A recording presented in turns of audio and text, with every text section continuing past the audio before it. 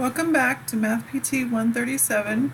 We're going to continue on in our geometry chapter, and we are on 3.2, which is other polygons. So in the first section we talked a lot about definitions, terminology, and we did talk about triangles and how to find their perimeter and their area with two different formulas. So now we're going to move into some other polygons, again still doing perimeter and area. So in front of you you have several different shapes. I just went ahead and gave you the formulas instead of having me write them all down for you. You can see those. So we have a square, rectangle, rhombus, parallelogram, trapezoid, kite, and quadrilateral. So that quadrilateral is just a generic one. All the square, all the way through the kite, those are all types of quadrilaterals. So quadrilateral, quad means four, so it's a four-sided shape. So those are all types of quadrilaterals. So technically the definition or the formulas under quadrilateral would work for all the rest of those.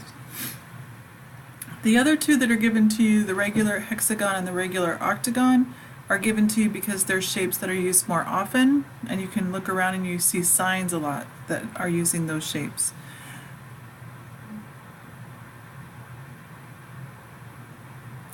So we're going to go ahead and work on a couple of these. Find the area and the perimeter of this shape. So no matter what, you first have to identify what the shape is. So I'm going to look at that. I see that it has four sides, so it's a quadrilateral. It's tilted a little bit. It's not standing straight up, so I'm going to come back up here. It's not a rectangle because that would be straight up and down. It's tilted a little bit with four shapes, so it's definitely a parallelogram. So I'm going to use the formula P equals 2 times A plus B and A equals B times H. So these are the letters that I'm using. So I'm going to go ahead and go down and label those in my formula or in my shape that has been given to me.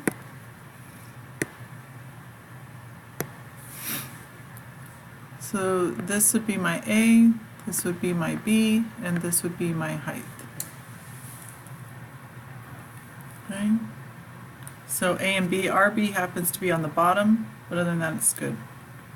So our perimeter is 2 times A plus B. Remember, perimeter is just adding up the outside. The reason it's 2 times is because in a parallelogram the opposite sides are the same. So this is also 33 inches and this is also 15¼ inches. So they're the same. So I'm just going to go 2 times 15¼ plus 33. So I'll go ahead and do that math. 15¼ plus 33.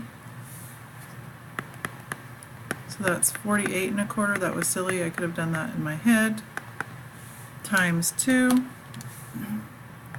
96½. And we're going to make sure that when we're doing these problems that we make sure we label them. So the perimeter of that shape is 96½ inches. Now I'm going to do its area. If I look back at the formula, the area is base times height. So base times height. It's crucial when you're doing the parallelograms that you always do the height as the altitude. So I want to make sure I'm going straight up and down whenever I'm doing the height.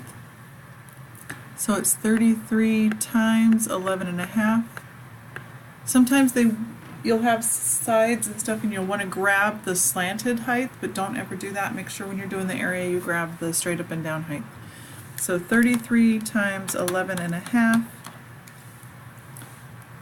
It's 379½ inches squared. Area is always squared. Now as far as fractions and decimals, I don't have a preference. It's definitely a personal determination.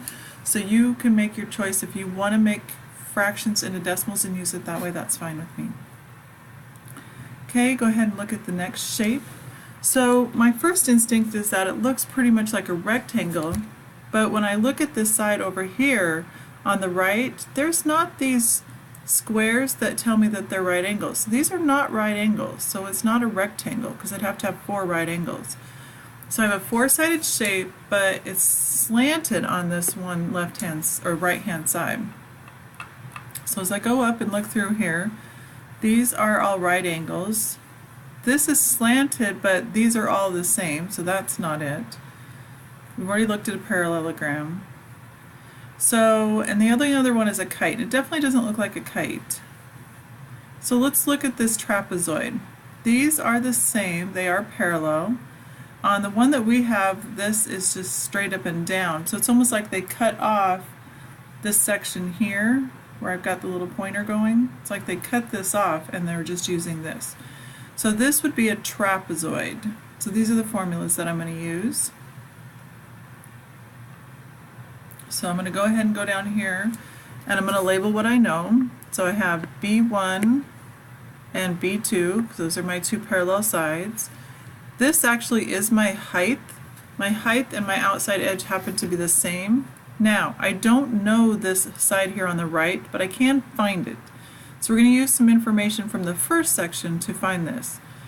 If I take a second and I draw down a line that creates a right angle, so in other words I drew the altitude in, I actually know this little tiny piece here because the top is 23.4. If I bring that straight down, this would also be 23.4. So if I take 24.9 and I subtract 23.4, this little teeny tiny section right here would be 1.5 millimeters. Now I also know the height of this, it's 11.2 millimeters. So using both of those I can find this, and our formula was naming that either A or C, so it doesn't look like it really matters. So I'm going to go ahead and label it C. That might help us recollect a formula from last section. On a right triangle, when I have 2 out of 3 sides, I can use the Pythagorean theorem. So I'm going to use a squared plus b squared equals c squared to help me find this side, so I can use it to find the perimeter. So it doesn't matter who's a and b, so I've got 1.5 squared plus 11.2 squared. It's going to equal that other side. So 1.5 squared is 2.25. 11.2 squared is 125.44.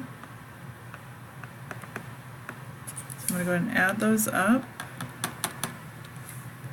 So I get 127.69. To undo my square, I'm going to square root it. So the square root of 127.69 is 11.3. Now that I know that last side, I can actually go ahead and do the rest of this problem.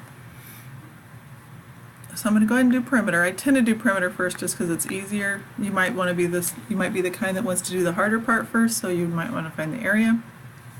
So I'm just going to add 11.2, 23.4, 11.3, and 24.9.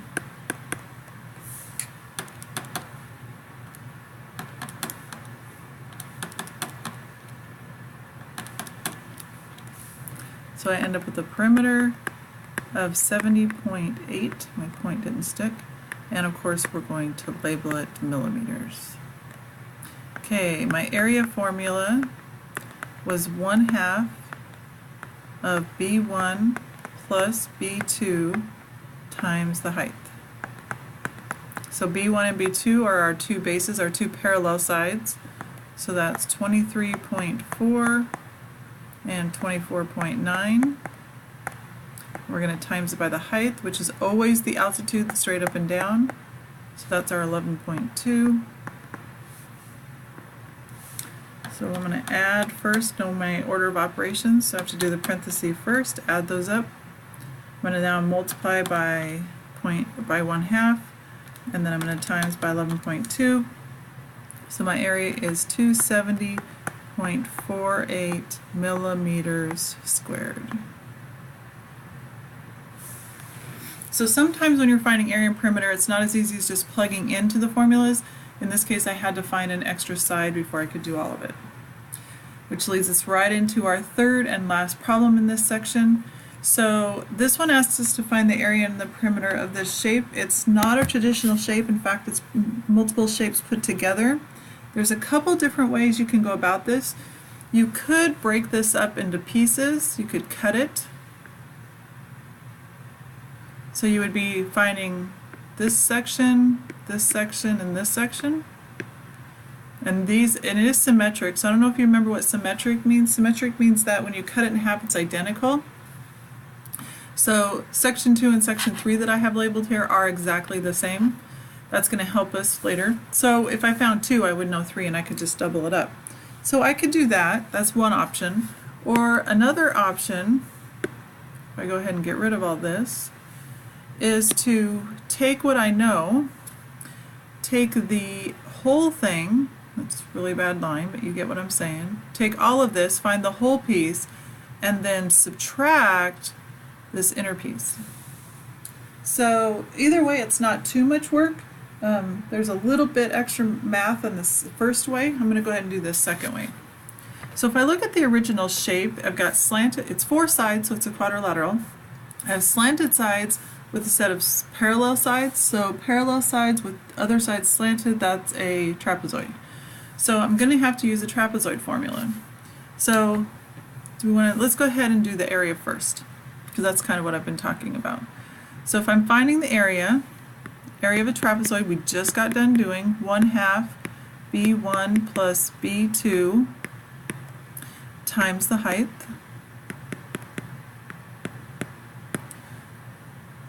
So here's b1, here's b2, so it's 60 plus 80 times 64. That was nice. I didn't have to do any math to figure out anything. So 80 and 60 is 140. 140 cut in half is 70. 70 times 64. So the whole thing is 4,480 millimeters squared. But that's not really my area because I have to take out this piece here. Now, of course, I can't read that number, so I'm going to get rid of that. So to take this piece out, I have to find its area. So this, if we look at it, is actually a rectangle. It's straight up and down. So that area is a rectangle, which is just base times height. So it's 42 across. And if I look out here, it's 18 tall. So 42 times 18 is 756. So the piece that I want to get rid of is 756 millimeters squared. I'm going to cut that out. So I'm going to subtract it. So 4480 minus my 756. So the area of the blue is 3,724 millimeters squared. So if I have to machine that or manufacture that, I need to make sure I have enough material. Okay, so now what I'm going to do is I need to find its perimeter. But I don't see all of my answers or all of my sides. So let's think. I'm going to go ahead and just start right here. So I definitely have this one, that's 80. This is slanted, so I don't know that. I'm going to have to do some math there. I don't know this, but I'll bet we can figure it out. I know this is 18, this is 42, this side's 18. Once I find this, I'll know this because it's symmetric, and the same with the slant, once I know that slant. So I'm going to have to find 2 numbers because I don't know everything. So let's think about this since it's symmetric. If I draw a line straight up, I now have a right triangle if I could not shake and draw a straight line. Now, I know the straight up and down height is 64. I'm looking for the slant height, but I don't know this height right now, but I can find it. All the way across is 80, and this top is 60, so 80 minus 60 leaves me 20 millimeters. Now that 20 millimeters has to be split because remember we said it's symmetric, so if I cut this in half, all of these have been cut in half, so that 20 millimeters has to be split with 10 here, and if I drew that same one on this side, it'd be 10 there. So that 60, 10, and 10 gives me the 80 on the bottom. So I know this side's 10 and this side's 64. So again, I'm going to do the Pythagorean theorem. So a squared plus b squared equals c squared. And so 10 squared plus 64 squared equals c squared. Now I'm going to not show all the math because I'm running out of room. So I have 100 plus my 64 squared. So I have 4196. So I'm going to square root that. So this slanted height, c, right here, is approximately 64.8. And I've definitely rounded that because it goes on a lot longer. So this side is 64.8, which means this side is 64.8 because it's symmetric. Okay, now I have to do this little guy here. Well, I know across the whole top is 60. I know this is 42. So if I do 60 minus 42, I get 18. And again, it's symmetric, so just like we split when we were finding the 10s, we're going to split the 18.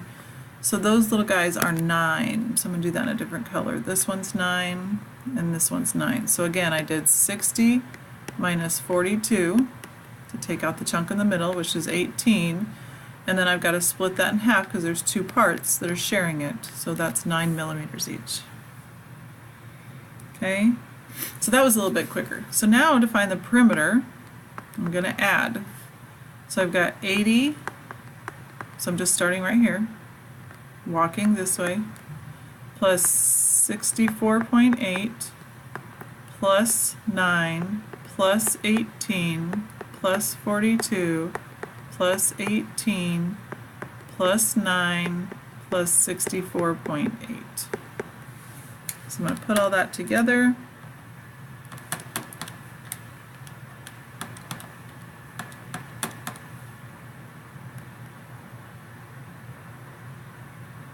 Oops, I put the wrong number in. Let's try this one more time. So I have 64.8.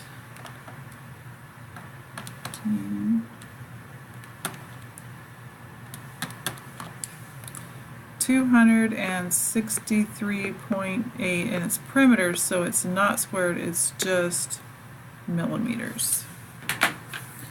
Okay, so that's how you're going to attack this section. Just kind of break things apart if you need to. Always refer back to your formula sheet and try and identify your shapes first. We'll be back with section 3 later.